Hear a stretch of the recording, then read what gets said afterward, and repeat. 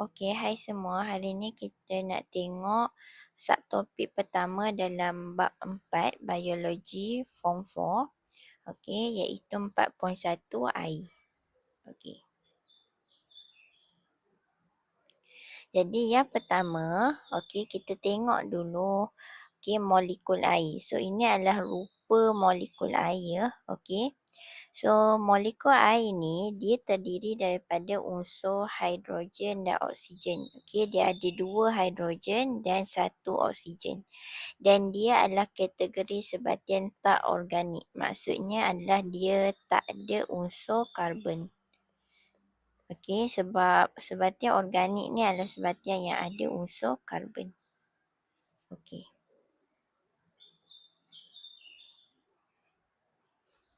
Seterusnya, okey. Molekul air ni adalah molekul berkutub. Okey. Penjelasan untuk molekul berkutub ni pada pendapat saya agak susahlah sikit nak faham sebab dia lebih ke arah kimia. Jadi saya cadangkan kita hafal je molekul air ni molekul berkutub. Okey, berkutub ni dia ada kaitan dengan ikatan hidrogen. Okey, yang mana kekutuban air ni menghasilkan ikatan hidrogen. Okey, ikatan hidrogen ni ini daripada kimia ya. Okey, saya explain sikit. Okey, ikatan hidrogen ni maksudnya molekul hidrogen ni dia boleh buat ikatan dengan 3 unsur ni. Okey, iaitu unsur fluorine, okey, oksigen dan juga nitrogen. Okey, tapi dalam air, ikatan hidrogen tu adalah di antara unsur hidrogen dalam satu molekul. Nampak ada satu unsur hidrogen dalam satu molekul, dia buat ikatan. Okey, nampak yang garis putus-putus hitam ni. Okey, dia buat ikatan dengan unsur oksigen daripada molekul yang lain. Okey, so itu ikatan hidrogen. Okey. Dan air disebabkan oleh sifat ikatan hidrogen ni, air itu dijadikan sebagai pelarut semesta. Okey, sebab air ni boleh larut dengan kebanyakan bahan lah. Okey, kebanyakan bahan. Okey.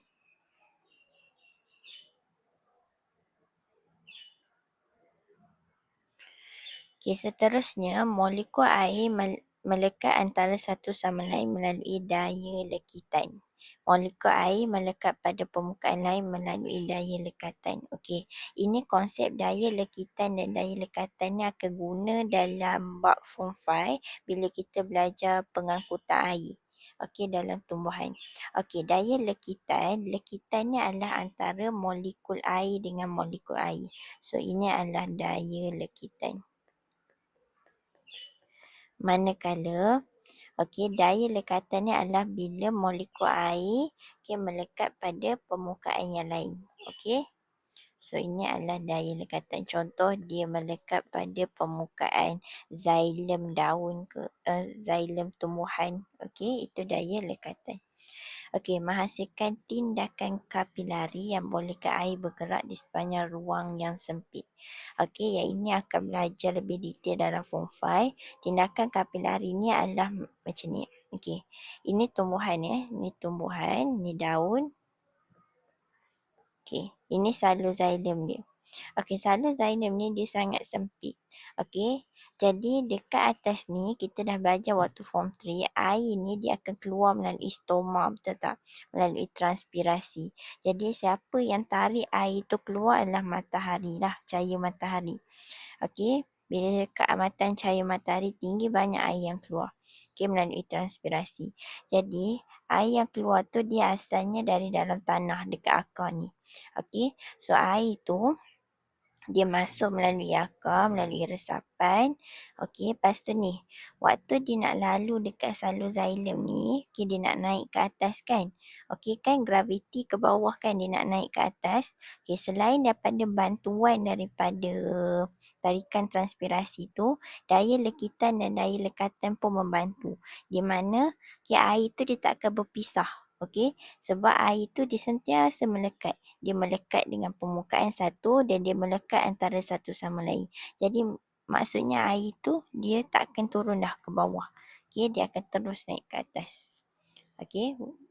walaupun dalam ruang xylem yang sempit, dia hasilkan pergerakan yang berterusan. Okey, dan seterusnya air mempunyai muatan haba tentu yang tinggi. Okey, muatan haba tentu ni akan belajar dalam fizik ya.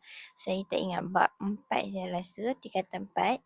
Okey, tapi muatan haba tentu ni saya akan ringkaskan sikit macam mana konsep muatan haba tentu ni. Okey, muatan haba tentu ni adalah kebolehan satu bahan tu nak serap haba. Bila tinggi maksudnya dia boleh serap banyak haba. Okey, dia boleh serap banyak haba. Sebab tu air, okey, kalau kita panas kita akan mandi kan. Sebab kenapa? Sebab air ni boleh serap banyak haba dari badan kita. Dan sebab itu bila kita panas juga, badan kita akan berpeluh. Berpeluh tu kita keluarkan air. Sebab kenapa? Air ni memang kita kata ejen penyejuk lah sebab dia boleh serap banyak haba.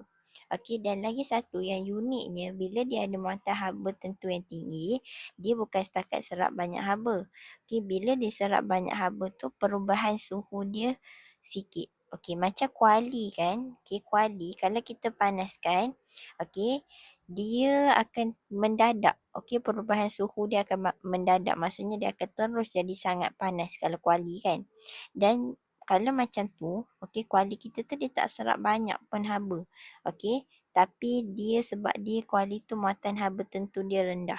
Okey, dia perubahan suhu dia mendadak.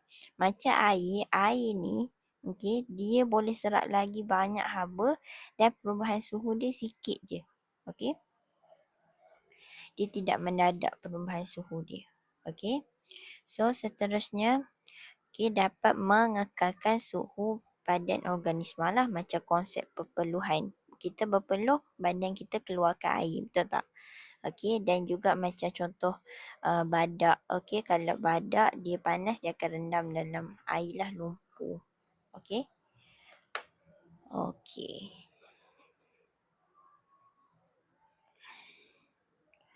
So sekian perkongsian daripada saya untuk subtopik 4.1. Terima kasih.